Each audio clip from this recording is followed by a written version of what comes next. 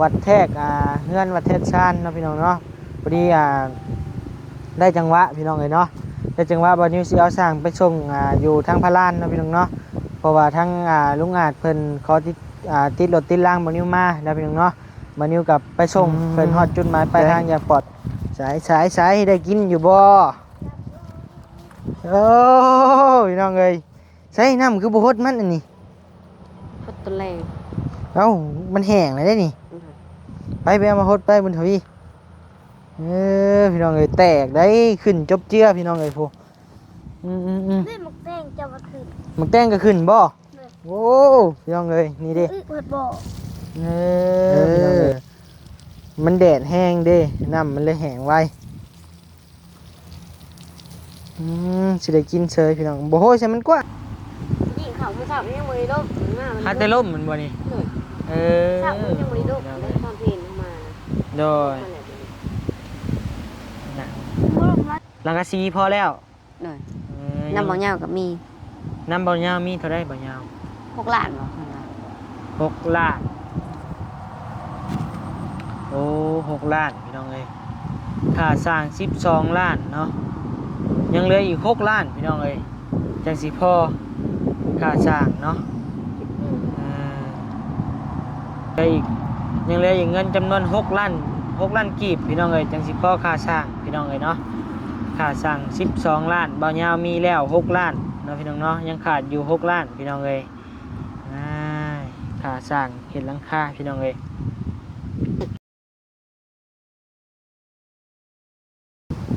พ่อแม่พี่น้องเอ้ยบาทนี้เนาะโธ่เปิดคลิปเปิดภาพมาบาทนี้เด้อพี่น้องเอ้ยเนาะบรรยากาศกับลมหัวลมออกแล้วพี่น้องเอ้ยเนาะบ้านเมืองลาวเฮาพี่น้องเอ้ย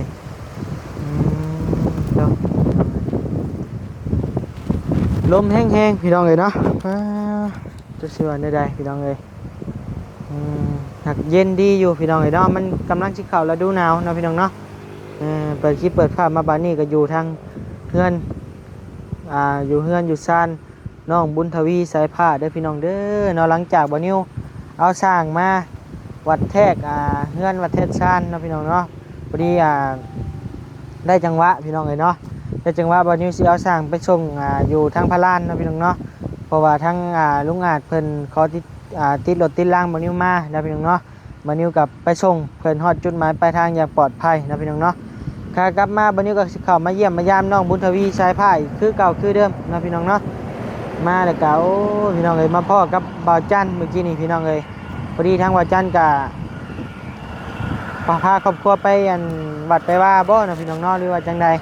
คือว่าเห็นรถใหม่รถงามนะพี่น้องเนาะน้องมาเยี่ยมมายามเบิ่งน้องบุญทวีชายผ้าอีกเทื่อนึงนะพี่น้องเนาะโดยก็ยังไงเอานะพี่น้องนะบัดนี้ก็ขอกราบทักทายสบายดีพ่อแม่พี่น้องเด้อเนาะหมดทุกคู่ทุกคนบ่ว่าจะอยู่ฝั่งลาวฝั่งไทยและก็ต่างประเทศเด้อพี่น้องเด้อเนาะโดยมื้อนี้บัดนี้ก็เดินทางมาผู้เดียวพี่น้องเอ้ยเนาะโดดเดียวได้พี่น้องเอ้ยโดยกับอีเฒ่าบ่นิ้วนี่แหละพี่น้องเอ้ยเนาะไปใส่ไปกันพี่น้องเอ้ยบุหามหมุนอ่อนหยอดแล้วพี่น้องเอ้ยเอาน้องพี่น้องเนาะยามันพี่น้องเอ้ยเนี่ยเอามาใส่น้องพี่น้องเนาะเบอร์เอามาแยงเอาพี่น้องเอ้ยมีแต่บัดนี้สิพาพี่น้องเขาไปเยี่ยมไปยามทาง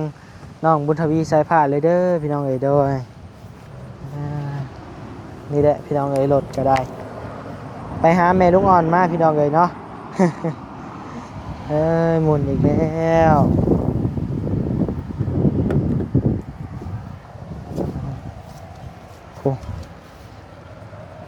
จนว่าเคลือบขี้ดินเมียนพี่น้องไอ้รถก็ได้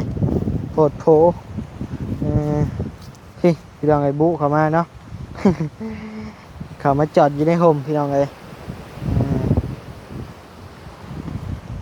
ไปขอไปถามไทยน้องเพิ่นก่อนพี่น้องไอ้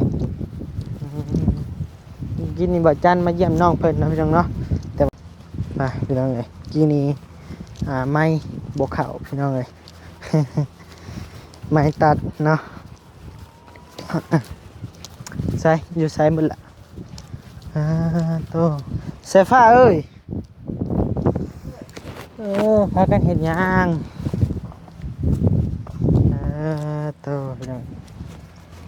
ใส่หน่อยพากันอยู่ใส่ จะพาโมนิว โตบ่ฮ้อนบ่พากันนั่งอยู่นี่โดยเห็นยังดีโทรศัพท์บ่แล้วหรือบ่บุญทวีอันเห็ดข้าวเห็ดน้ำฮะไหนมาใกล้ๆหน่อยก็เฮ้ยน้าบ่าวบ่มายืนกินตอนบ่าวจันมาตอนบ่าวจันมาเด้ ไม่มาบ่ จักเลยอะไอ้คืนใช่ไหมพี่ ให้จะพา นี่อีกนะ เอ้าผู้ยืนหน้ารถได้ผู้ชายนะ มึง ฮะผู้ใหญ่ได้ อยู่ในใจเห็นบ่ เห็นโอ้ ไผ น้อง ตอนไหนมาได้ น้องไผ น้องบ่จันบ่ หน่อย โดยป้าไปนั่งผู้ปลาแดดปะนั่งบนเก่าเฮาผู้แล้วปะ ใส่ผักบงฮดอยู่บ่ผักบง แตกเบิดเลย ขึ้นบ่ เลย ใส่ผ้ามาเบิ่งเนี่ยปะเปื้อนแค่นั้นอันนี้ก็เจ้าก็บ่ล้างหาม นั่งหันหลัง ไปพาไปเบิ่งเนี่ยแต่งหน่อแต่ก้อเลยบ่มาพี่เลยสายได้กินอยู่บ่โอ้ยน้องเอ้ยใส่น้ำคือบ่ฮดมันอันนี้ พัดตะแรง เอ้ามันแห้งเลยได้นี่ไปเอามาฮดไปบนทวีพี่น้องเอ้ยแตกได้ขึ้นจบเจื้อพี่น้องเอ้ยพูนี่หมกแดงจะมาขึ้น มันแต่งก็ขึ้นบ่โอ้พี่น้องเอ้ยนี่ดิ เปิดบ่อ พี่น้องเอ้ยมันยังบ่ฮอดยามมัน พี่น้องเอ้ยจบเจื้อเชยพี่น้องเอ้ยได้เชยงามบ่พี่น้องเอ้ยคักเนาะขึ้นเชยพี่น้องเอ้ยวันนี้ขึ้นว่าสิบ่ขึ้นได้เดี๋ยว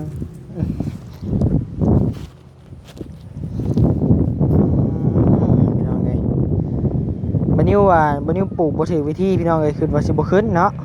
วันนี้โหยพุยลงก่อนพี่น้องเอ้ยขึ้นเชยถือว่าโชคดีไปพี่น้องเอ้ย จะส่งแล้วละค่ะ ฮะ จะไปส่งแล้ว ส่งแล้ว ส่งอยู่พะล้านพอโบใกล้ดอกซ้ำนะไอ้มาหาเจ้าใกล้กว่า หยอกพี่น้องเลยเนาะมันไกลเฮือนน้องบุญทวีขึ้นไปอีกไกลเติบโยไกลเฮือนน้องมันขึ้นไปหลายเติบโยนี่บ่เพิ่นปลูกเพิ่นเอาโตแห้งมันนี่บ่ปลูก เลย บ่บุญทวีเพิ่นปลูกเอาโตแห้งนี่บ่ปลูกไอ้ฮัตเตฮู้ได้ใช่นะโห้ยเบิ่งดู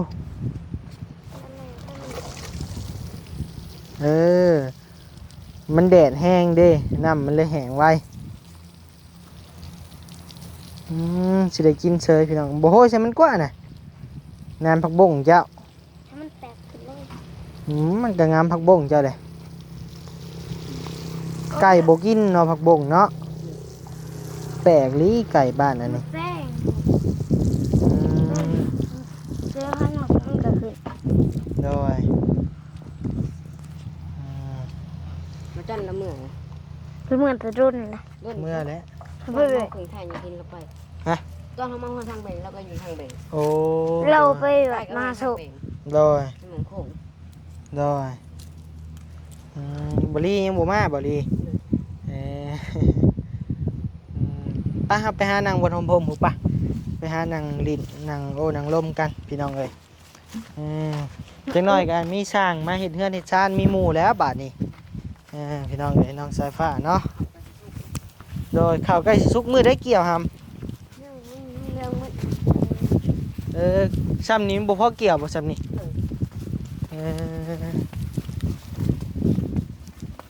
ฟูพี่น้องเลยบรรยากาศทุ่งไห่ทุ่งนาเนาะพี่น้องเนาะงาม กำลังเหลืองพี่น้องเอ้ยแดดแห้งๆอีกจักทิศนี่ก็บ้าเจ้า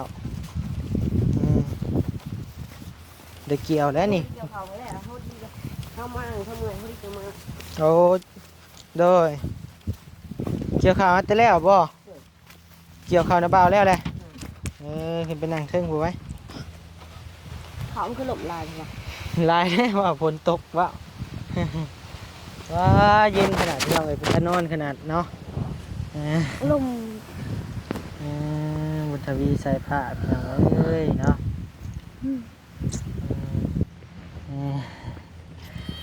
แมวเกลือเขามันอยู่บ่แมวนี่โอ้เกลืออยู่ท้องปุ้งอยู่พี่น้องเอ้ย อาหาร ท้องมุกปุ้งอยู่ คนชิโตก เตอพี่น้อง คือ เอ้ย เสียงเขา เช็ดหมดแล้วพี่น้องเอ้ยแน อ ม ยู่ ให้ ข้าง ได้ บ้าน จับ คนตกเลย อยู่พลานกระตกได้ ข้างก็ตกเลย โดยอยู่พลานกระตกไอ้มาเมื่อกี้นี่นะเปียกไอ้แสะอยู่ดีแต่เฮือนอันแม่ลูกอ่อนบ่ตกพี่น้องเอ้ยแมวนี่มันมักหยอกเนาะแมวเนาะนี่ดิหยอกกระกัดแล้วบัดนี้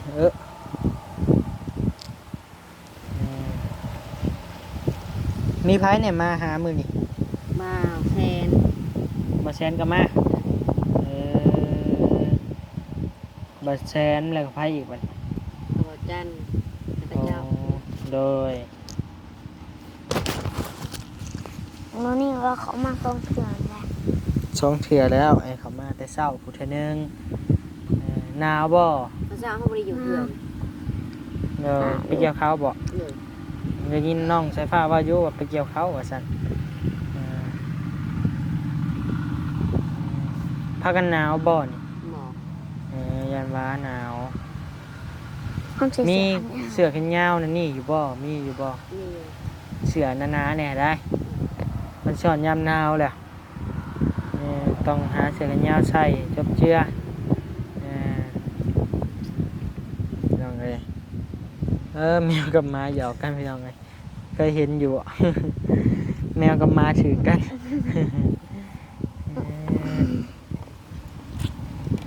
ล่มเมื่อไรเนาะแถวนี้เนาะจะค้นรวมเบิดหมู่จะสิมาซอยดิ นั่งพูดเหมือนชนะว่าเขาจะเหมือนเป็นซุปเลยประมาณ2-3คนอะไรแบบนี้ไก่จะเหมือนพ่อไปเกี่ยวเขาอ่ะ เข้าเพิ่นก็สิสุกแล้วติพี่น้องเอ้ย บักนูน่านั่น แม่เจ้าบ่มาเลยแม่เจ้าติดต่อแม่ได้อยู่บ่เดี๋ยวนี้ ได้อยู่ เพิ่นโทรมาอยู่บ่พี่น้องเอ้ยเนาะภายในเห็นตีนข่อยเห็นยังอันนี้แมวอันนี้อยู่ที่นี่ลงมาอันเห็นตีนบ่นิ้วพี่น้องเอ้ย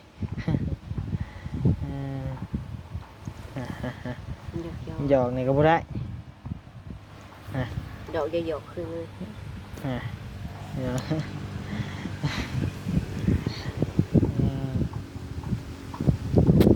เอาท้องปุ้งๆนั่นเดี๋ยวนี้เนาะ หอยจับ แมวแมวแมวแมวแมวแมวแมวแมวแมวแมวแมวแมวแมวแมวอย่ามันพี่ดังเลยมันยิงบ่จับเย็นแห้งลีมื้อนี่ เป็นนาวอยู่ เนาะ ยิงเขาไม่ทราบยังไม่ได้ลบหน้ามัน หาแต่ล่มมันบ่นี่ เลย ท ราบยังไม่ได้ลบได้ความเพลินมา โดย เมื่อมาทางนี้เนาะ ชีวิตไงดิพี่ ชิมเมิดให้ เด็ ดิ ดนู่นนั่นกะ เริ่มเลยเด้เริ่มเลยนี่พี่น้องเอ้ยเริ่มแล้วอ้ายยันติกกอันนี้หักทับหัวนี่บ่หักว่ะแน่ใจ เสือกนะครับ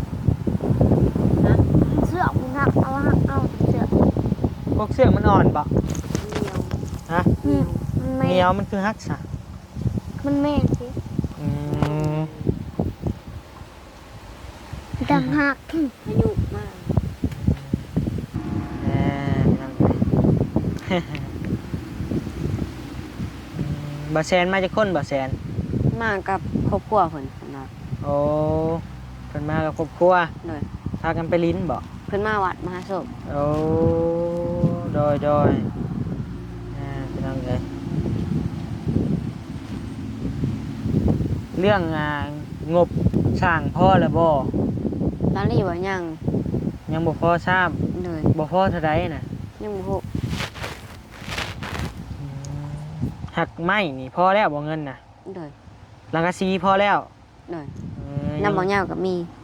น้ำบ่ยาวมีเท่าใดบ่ยาว 6 ล้านบ่ซั่นน่ะ 6 ล้าน โอ้6 ล้านพี่น้องเอ้ยค่าสร้าง12 ล้านเนาะยังเหลืออีก6 ล้านพี่น้องเอ้ยจังสิพอค่าสร้างเนาะ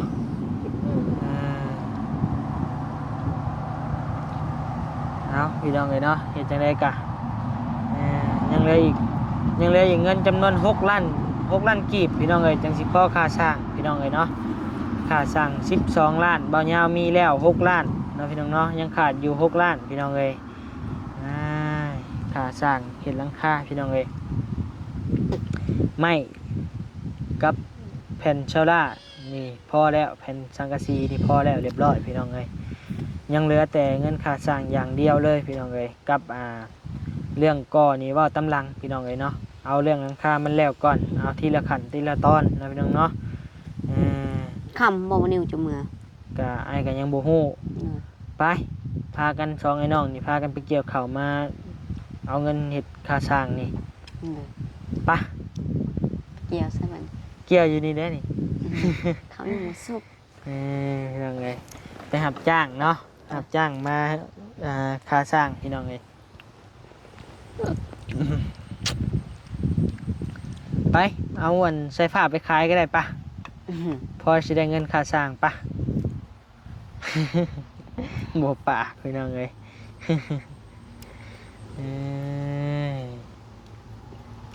จะได้ก็สุดๆอ่ะเด้อพี่น้องเอ้ย สมกัน ยังขาดตัวเดียวเลยพี่น้องเอ้ยถ้าว่ามีเงินอีก6 ล้านนี่ถือว่าได้เอาสร้างมาเลยนะตามบัดนี้เบิ่งเนาะเอาสร้างมาเลยลงมือเฮ็ดเลยนะพี่น้องเอ้ยไฟฟ้าเด้เอาอยู่ใส่ ย้อน ถามเพิ่นแล้วบ่ ยังบ่เข้าไป มีแต่ไปถามเพิ่นเด้อถามเพิ่นว่าขอต่อนำได้บ่เฮาสิเฮ็ดเฮือนเฮ็ดซ่านน่ะนะนึ่งกันอยู่ติเป็นพี่น้องกันบ่ เลย ได้อยู่ซั่นน่ะพี่น้องเอ้ยคือสิง่ายอยู่เนาะ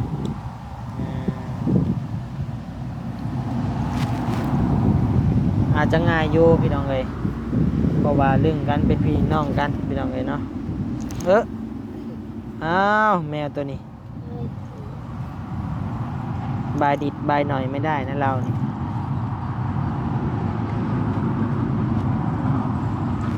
ห่วงดอกก็บ่ได้ บ่ให้หมูยอกมาอยู่ใกล้หมูมาหยอกหมูมาเลี้ยงแมวพี่น้องเลย มากินข้าวแล้วบ่เจ้าบุญทวีมื้อแรงได้ยังกินมื้อแรง นึ่งบ่ฮู้ มีอยู่บ่เนี่ยกิน มีอยู่ มียังแหน่ ไข่มี ไข่ก็มี เลย ไข่ก็ทอดกินเลยเด้อต้มกิน เลย ต้มกินก็ได้แซ่บ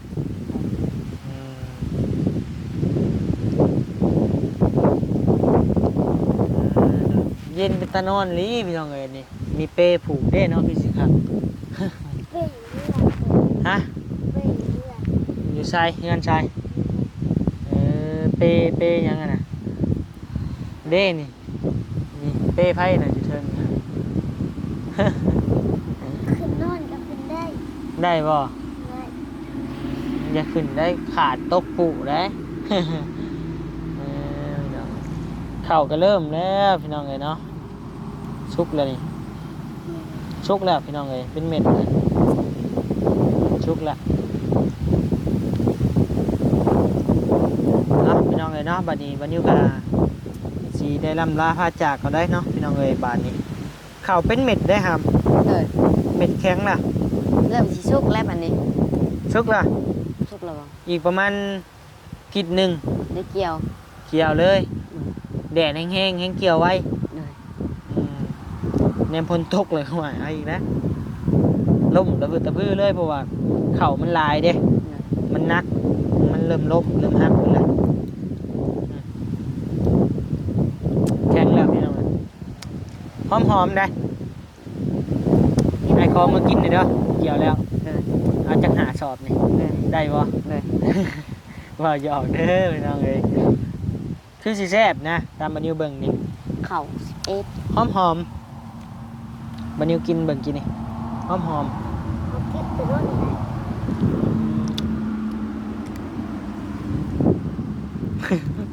ๆพากันมานั่งกินข้าวเบิ่งกว่าพี่น้องเอ้ยเนาะเม็ดมันน่ะขาวขัดอยู่ได้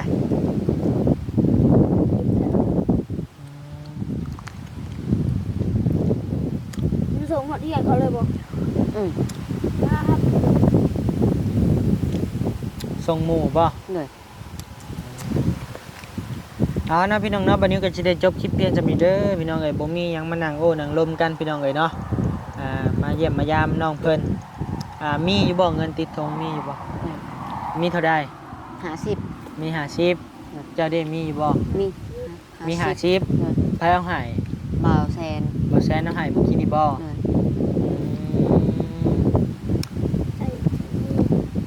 โดยเสียไปซื้อหยัง50น่ะ เก็บเบี้ยไม่รู้ว่าจะเงยจังบ่ฮู้ คนละ50บ่แซนเอาให้เต้ดีแล้วให้ก็บ่ได้ซื้อหยังมาฝากซ้ำ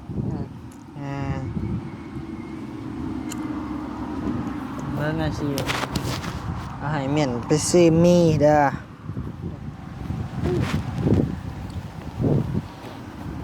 เติมแสนหนึ่งเติมจะพันหนึ่งนะ แช่นหนึงเติมให้เลยเด้จะไปอยู่คุมื้อ เอาเก็บไว้ไปซื้อมีเด้อมีอยู่บ่มีอยู่เนาะ มีอยู่ เอาเมียนซื้อในจำเป็นซะเอาเมียนแบ่งกันก็ได้คนละใบก็ได้ ตัวใด เอาตัวใดเอาตัวร้ายเลยข่อยน้องเอาตัวน้อยให้เอาตัวลายพี่น้องเอ้ย ลาวหรือเปล่า หนาวบ่ไปใส่ส่งเสื้อกันยาวเด้อโอ้งายมาเลยเฮ้ยเอาพี่น้องเอ้ยเนาะวันนี้ก็สิได้จบคลิปเพียงสำนี้เด้อขอบใจผู้รักผู้ใหญ่ใจดีเมื่อทุกท่านที่เข้ามารับชมคลิปบานิวแล้วก็บ่ข้ามโฆษณาเนาะแล้วก็คอมเมนต์มาให้กำลังใจบานิวก็ขอบใจหลายๆเด้อแล้วก็อีกอย่างหนึงพี่น้องเอ้ยขอบใจผู้รักผู้ใหญ่ผู้ที่เมตตาสงสารน้องบุญทวีสายผ้าเนาะบานิวก็ขอบใจหลายๆเด้อเนาะที่ยังมีคนเมตตาซองไอ้น้องเพิ่นคือพี่น้องเห็นนี่แหละพี่น้องเอ้ยเนาะทางน้องเพิ่น2คนก็อยู่ลำพังซองไอ้น้องพี่น้องเอ้ยเนาะยามอยู่ผู้เดียวก็มีแน่ยามอยู่กันก็มีแน่พี่น้องเอ้ยอยู่ลำพังนี่แหละพ่อแม่ก็เป็นไปเฮ็ดเวียกเฮ็ดงานพี่น้องเอ้ยเนาะถ้าบ่ได้เฮ็ดก็บ่ได้กินพี่น้องเอ้ยยังกินข้าว รถเกี่ยว รถเกี่ยว รถดูดข้าว โอ้โดยเอาพี่น้องเอ้ยเนาะบัดนี้ก็บ่มีคำว่าหยังหลายนอกจากคำว่าสบายดีโดย